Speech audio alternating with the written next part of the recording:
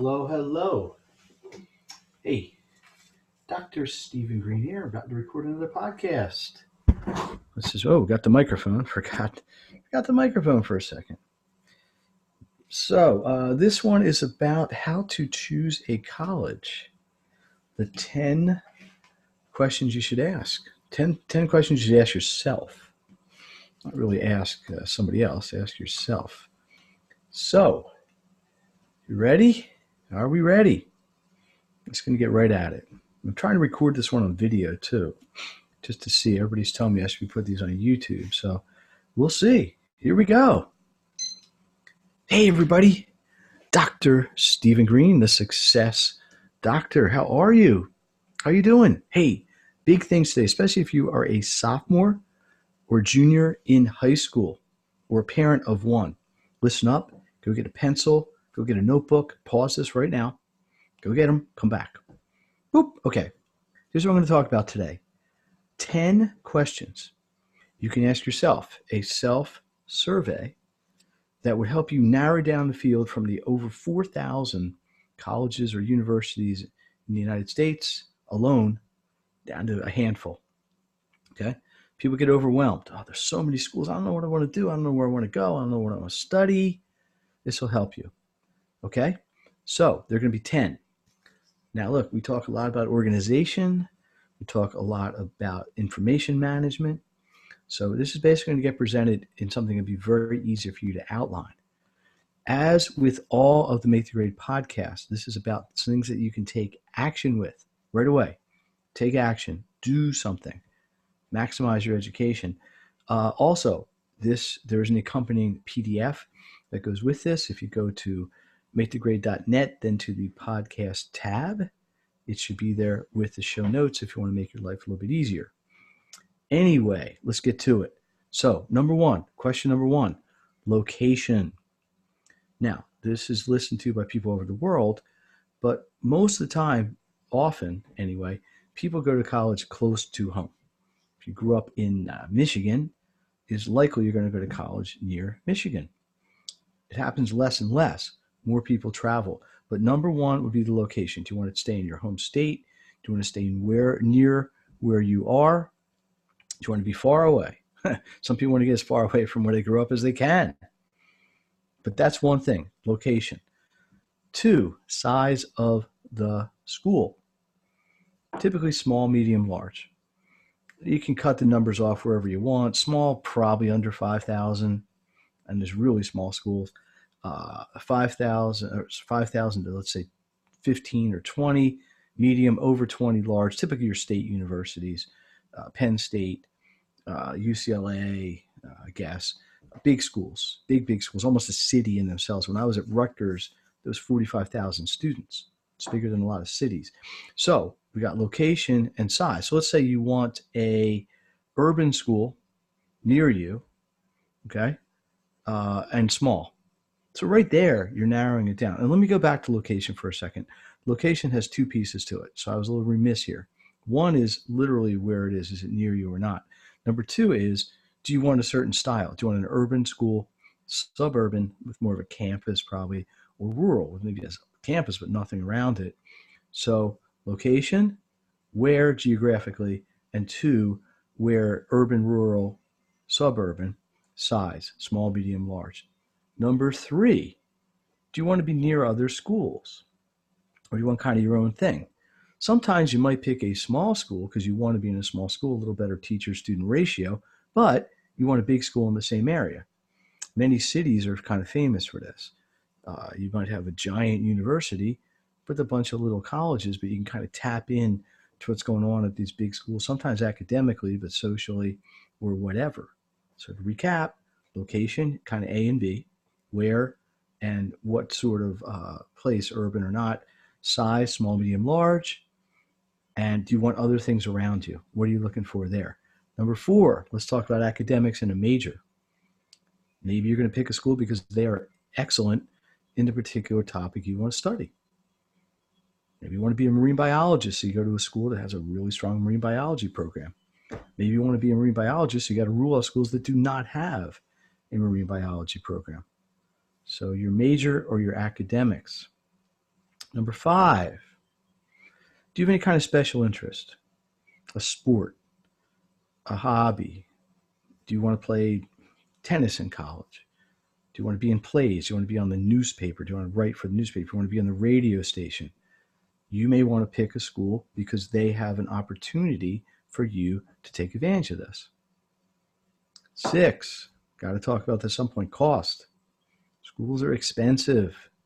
Mucho dinero, expensive. Sometimes you got to cross them off your list because you don't want to spend $70,000 a year, even if you can qualify for aid.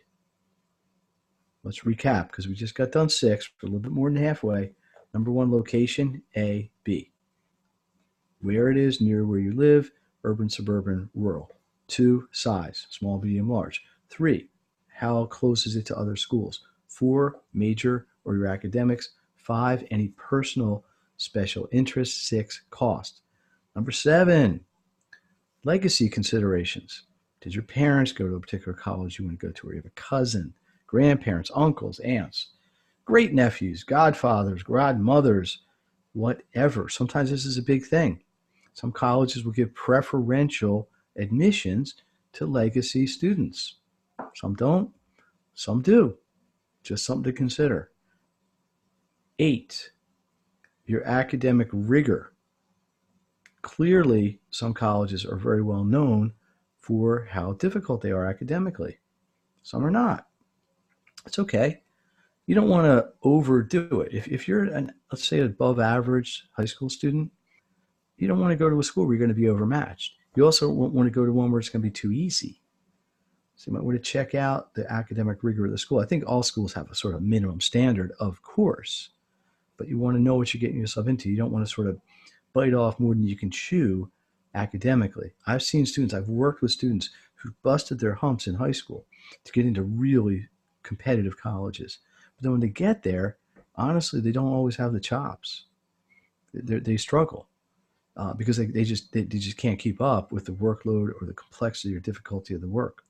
Number 9, weather. Now, I say weather a little bit sarcastically, but you may have an interest. Like I had a student right now who wants to go to college in the Northeast, like Vermont, New Hampshire, Maine, Northeast, because they love skiing. They want to be near skiing. Why not, if that's what you want? At the same time, got a kid who loves skateboarding, wants to be somewhere he can skateboard every day, including 2 classes. He's looking in the South and the Southwest. So you got weather is possibly a consideration. I don't know that going to a school just because you don't like cold weather, go somewhere warm, is the world's smartest decision, but you got the choices. That's something you might want to consider. And then number 10, I just call this the X factor. Sometimes you go on a tour and you just walk on a campus and it's just like, bang. It just feels like, hey, I'm home. This is where I am intended to be. There is some gestalt synchronicity in the universe that somehow brought you there that you are now plugging into, and it just feels right. And maybe all the other things fall away and you do that. At the same time, it kind of happens in reverse. I personally had an experience when I was growing up. There was a school I wanted to go to. I went there to visit. After months of thinking, wow, this is my place, I got there, just didn't feel right. Just didn't feel right. So I went a different direction. So that's number 10, the X factor. I'm making an X with my fingers here if you're watching this on the YouTube channel. So let's recap. The Make to Grade podcast, 10 questions you can ask yourself. Number 1, location, which is kind of a trick because it's an A and a B. So it's kind of really 11. 2, the size of the school. 3, other schools nearby. Is it clusters, a big student population? 4, your major, your academics. 5, any special interests that you have. 6, the cost, because that's going to count somewhere. 7, is there a legacy? 8, academic rigor. 9, the weather, would that impact your interest level? And 10, the X factor. Try it. There are 4,600, I think, colleges and universities in the United States that are accredited. This would probably narrow it down to 10, maybe even less.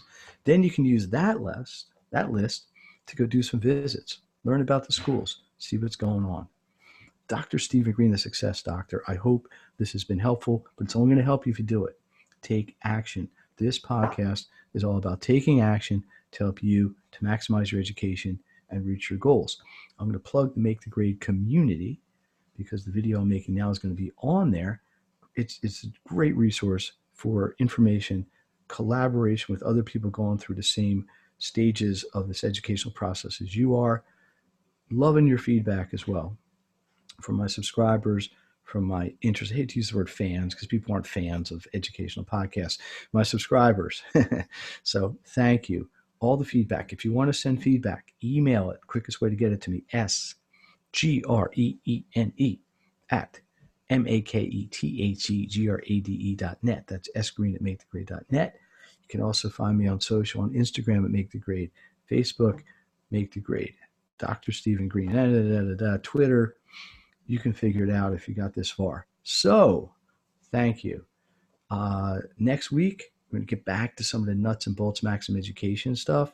Appreciate everybody. Have a great week. Please use this exercise. I am really curious about how it helps you, what your feedback is, and maybe you got other questions. Is there an 11th, a 12th, a 13th, a 14th question? Let me know.